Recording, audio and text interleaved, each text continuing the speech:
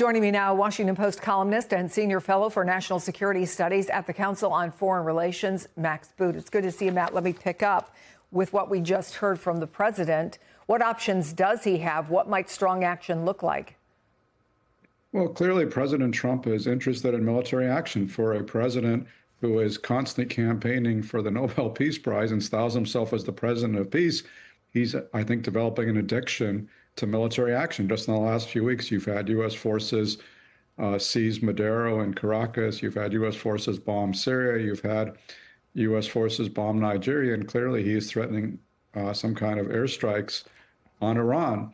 It's not going to be easy to do because, in part, because of the Venezuela operation, because the USS Gerald Ford is now, the aircraft carrier is now deployed in the Caribbean. It will take a while to bring it back around to Iran. There's no aircraft carriers on station there now, as there were in June when Trump launched his last airstrikes on the Iranian nuclear program.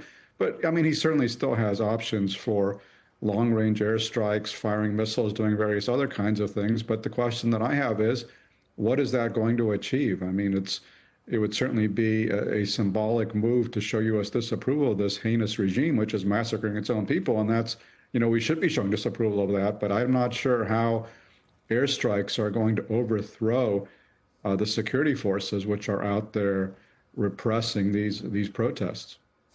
Max, there's a new AP poll out. It found that 56% of Americans believe Trump has gone too far on interventions abroad. I think, obviously especially notable for a president who campaigned on staying out of foreign entanglements. I wonder what you make in this change in Trump's views and how it's playing with voters, whether that might have any impact on his decision making. It's hard to know because he's kind of, as I said before, he's kind of gotten addicted to the high that comes from successful military action, and he doesn't seem to weigh into the calculation that not all these military actions are going to be so successful. The Maduro raid was, went off almost without a hitch, but it could have easily gone awry, and the result could have been a catastrophe. Now, most of the other stuff that he is doing on the military front is much lower risk. They're really airstrikes, so he's not putting U.S. personnel in harm's way, and so he probably thinks that he can get away with that. Congress isn't really stopping him. There's some disquiet politically, but there's not. I mean, people are protesting ICE raids. They're not protesting, Trump's bombing. So I think he has a lot of leeway to act there. But again, the issue is, what is he going to achieve? I mean, remember, a few weeks ago, he fired some Tomahawk cruise missiles, each of which cost something like $2 million, into a forest in northern Nigeria. He may have killed a few low-level Islamist fighters, but it really made no difference whatsoever. And so, it's easy to use military force, but it's very hard to achieve long-term policy goals through the use of military force. Well, let's talk about how the other side might be viewing this, as human rights groups and, in fact, the Iranian government itself warn of executions. What does the supreme leader look to when you have to balance Donald Trump saying, I'm going to take serious action, over the obvious inclination to quiet what's happening in the streets and keep himself in power? I don't think this is going to deter Ayatollah Khamenei or the IRGC, the Iranian security forces, because for them, this is an existential struggle.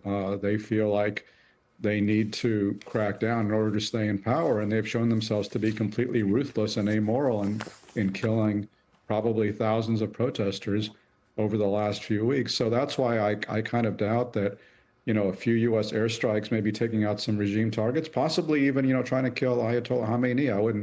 I wouldn't, put that outside the realm of possibility.